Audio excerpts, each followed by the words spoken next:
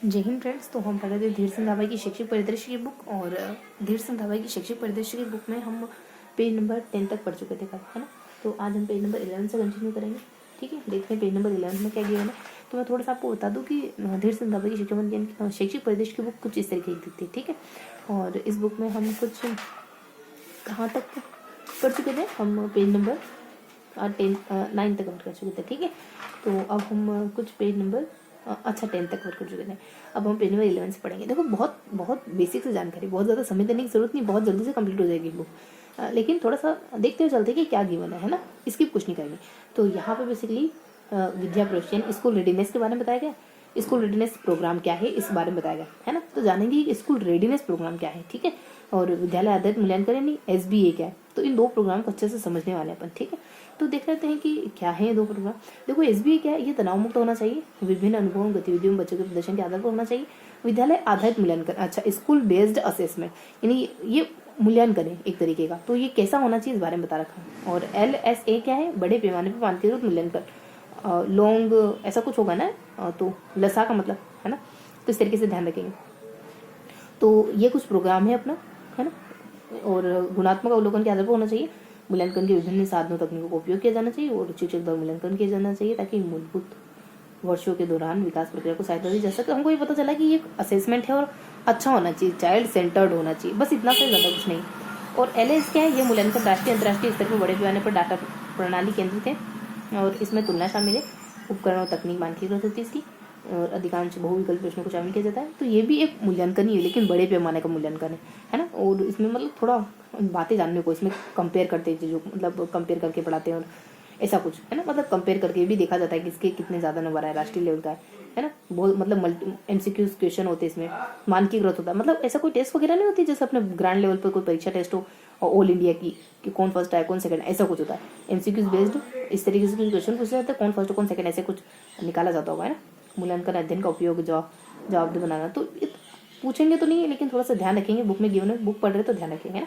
अब school readiness क्या है, तो पहली बार स्कूल में प्रवेश करने वाले जो पहली दूसरी के बच्चे होते हैं ना, पाठ्यक्रम में सीधे प्रवेश के लिए तैयार नहीं होते। उन्हें एक औपचारिक शैक्षणिक वातावरण से सामंजस्य स्थापित करने की जरूरत आवश्यकता होती है। बालकों के साथ सामाजिक भावनात्मक संबंध बिठाना होता है। सुव्यवस्थित विद्यालय की तैयारी कार्यक्रम बच्चों के औपचारिक सीखने के माहौल को सहज बना देता है और तथा उनके विद्यालय में प्रवेश को आसान बनाता है। इस परिस्थिति को ध्यान में रखते हुए राज्य के द्वारा स्कूल रेडीनेस कार्यक्रम, है ना, के अंतर्गत प्रारंभिक सीखने विविध अनुभवों के आधार पर गतिविधि के माध्यम से बच्चों को विद्यालय तो तैयार करना। तैयारी के अवधारणा बच्चों के सर्वांगीण विकास को बल दिया जाता है, जैसे कि बौद्धिक, सामाजिक, भावनात्मक, रचनात्मक, है ना। बहुत ज़्यादा नहीं बच्चे तैयार हों, तो ये क्या है, मतलब बच्चों को स्कूल जाने से पहले रेडी करना। कहते हैं ना कि तत्परता का सिद्धांत, कोई भी काम करने से पहले उसके लिए तैयार हो जाए मेंटली, है ना। तो वही बच्चों को थोड़ा रेडी करना, ताकि वो स्कूल से ना बहुत गेप महसूस ना करें। अब स्कूल रेडीनेस कार्यक्रम, स्कूल रेडीनेस पैकेज की क्या जरूरत है, तो थोड़ा देखेंगे। जो राष्ट्रीय शिक्षा नीति 2020 है, यह के द्वारा यह अनुशंसा की गई कि वर्तमान में पूर्व प्राथमिक शिक्षा की सभी तक पहुंच न होने के कारण बच्चों की एक बड़ी संख्या प्रथम कक्षा के प्रवेश के बाद सहपाठियों से पिछड़ जाती है। इसलिए NCERT और SIERT के द्वारा कक्षा 1 के विद्यार्थियों के लिए पूर्व प्राथमिक शिक्षा देने के उद्देश्य से 3 महीने का अल्पकालीन विद्यालय तैयारी पैकेज तैयार किया, जिसमें शिक्षक मार्गदर्शिका, गतिविधि, अभ्यास, ये सब करवाया जाता है। ध्वनिया, रंग, ये सब सिखाया जाता है, आकार वगैरह। और पैकेज को क्रियान्वित करने के अभिभावक को भी सहयोग लिया जाएगा, है ना। और सुनिश्चित करने में मदद मिलेगी प्रत्येक बच्चा विद्यालय है। तो इसमें क्या करते हैं स्कूल रेडीनेस कार्यक्रम में, तैयार परिवार स्कूल रेडीनेस प्रोग्राम। पैकेज की क्या जरूरत है, विभिन्न प्रविष्टियों में आने वाले बच्चों के अनुरूप विकास के लिए उपयुक्त तो पूर्व प्राथमिक शिक्षा से संबंधित अनुभव प्रदान करना, बुनियादी साक्षरता संख्यात्मक उदाहरणों पर ध्यान केंद्रित करते हुए इससे बच्चों के विकास। ठीक है, तो इस तरीके से हमने पेज नंबर 11 तो पढ़ लिया।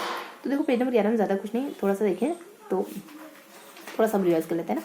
तो यहाँ पे हमने 3 प्रोग्राम किया, एक तो लसा, एक स्कूल रेडीनेस और एक SBA सबा, है ना। तो सबा, लसा, ऐसे कुछ ध्यान रखो।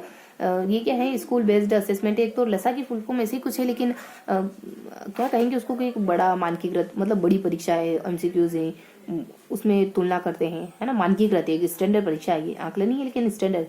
बाकी इन दोनों के बाद मेनली हमने स्कूल रेडीनेस प्रोग्राम किया। तो बेसिकली बच्चों को तैयार करना स्कूल जाने से पहले 3 महीने। तो SIERT NCERT ने ऐसा प्रोग्राम बनाया। ठीक है, तो ये बस हमने 3 प्रोग्राम पढ़े, लसा के 2, सभा के 2 और स्कूल रेडीनेस प्रोग्राम के 2, है ना। तो इस तरीके से हमने कुछ बातें पढ़ी। तो थोड़ा सा देख लेते कि ये लसा की फुल फॉर्म क्या है, बड़े पैमाने पर मानकीकृत मूल्यांकन। तो पैमाने को तो पैरामीटर कहते हैं, है ना। मानकीकृत यानी स्टैंडर्ड, मूल्यांकन या असेसमेंट बड़े पैमाने पर लॉन्ग स्केल। अच्छा, तो standard evolution on long scale, इसी कुछ इसकी फुल फॉर्म होगी। तो यहाँ पे हमने 3 कार्यक्रम देखे, सेकंड बार रिवाइज कर लेते हैं।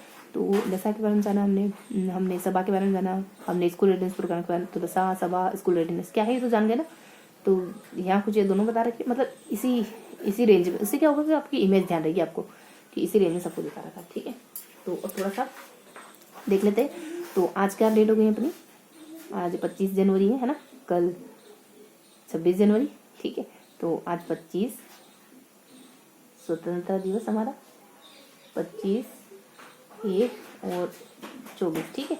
तो पेज नंबर 11 में हमने क्या देखा, देखो पेज नंबर 11 में कुछ भी खास नहीं जानते हैं।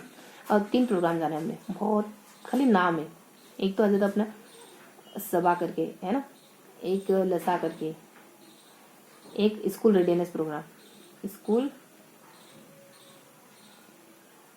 रेडिनेस प्रोग्राम, है ना। ये क्या है, तो ये स्कूल बेस्ड असेसमेंट, है ना। और ये है लॉन्ग स्केल स्टैंडर्ड असेसमेंट, है ना। तो ये क्या है, तो देखो स्कूल रेडिनेस 3 महीने पहले बच्चों को तैयार करना, एनसीईआरटी, एसआईआरटी इन्होंने प्रोग्राम करा ताकि बच्चे कनेक्ट हो सके पढ़ाई से। लसा एक बड़े पैमाने पर होने वाली परीक्षा है, इसमें एमसीक्यूज क्वेश्चन आते हैं, इसमें तुलना वगैरह भी होती है ये सब। और सभा क्या है कि एक चाइल्ड सेंटर्ड मूल्यांकन है, असेसमेंट है। इसमें बच्चे को ध्यान, मतलब बच्चे की रुचि, योग्यता, ये सब ध्यान में रखकर प्रोग्राम किया जाता है। तो ये कुछ बहुत बेसिक बातें हैं। अगर पेज को थोड़ा सा इमेज करने की कोशिश करें ना कि कहाँ हम दिखाता, तो यहाँ हम तीनों ये टॉपिक कवर कर लेते हैं, ठीक है। तो बहुत थोड़ा सा, है ना। अब देख लेते, कुछ छोटा तो नहीं, मतलब कोई जानकारी। तनाव मुक्त होना चाहिए विद्यालय आदत मूल्यांकन, है ना। अधिक मूल्यांकन एक ऐसे जिससे पता चलता है कि जिन दक्षता विद्यार्थियों के साथ काम किया जा रहा है वे दक्षता किसी तरह विकसित हुई, विभिन्न तकनीकों का उपयोग करके बच्चों की प्रगति को तय करने के साथ मूल्यांकन करने वाली मूलभूत शिक्षा के दौरान मूल्यांकन की तो 2 प्रमुख क्षेत्रों में विगत किया जा सकता है। तो इस तरीके से हमने बांटा, ठीक है। तो इस तरीके से हमने पेज नंबर 11 को पढ़ा है। मिलते हैं पेज नंबर 12 के साथ।